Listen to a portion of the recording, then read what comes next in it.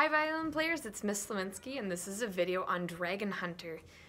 This is for the violin 2 part. You can check in the top left corner of your music to see and just double check, are you violin 1 or violin 2?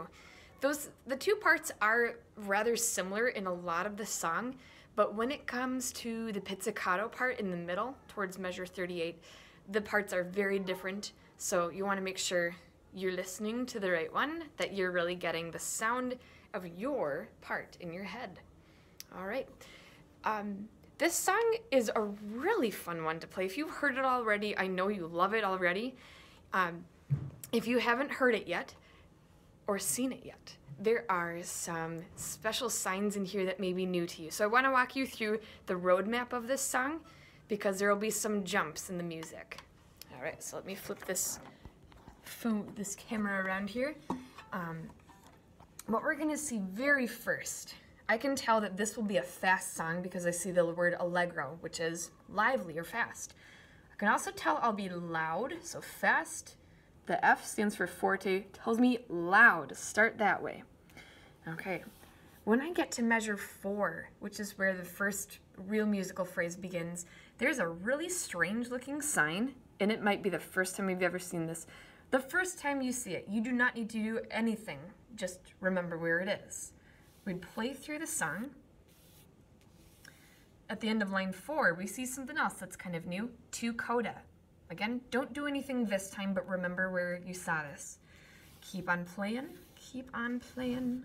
Pizzicato section, awesome. Switch back to arco, awesome.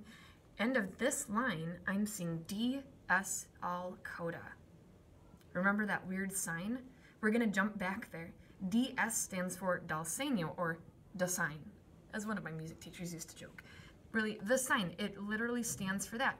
So that tells me I'm going to go back to the sign. That's what DS stands for. All coda means look for the coda. That will be the ending for this song.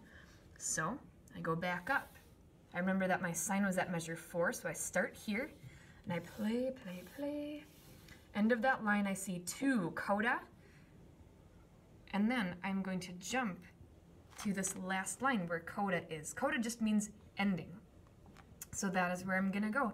And when I get to the end of that line, whew, the song is finally done.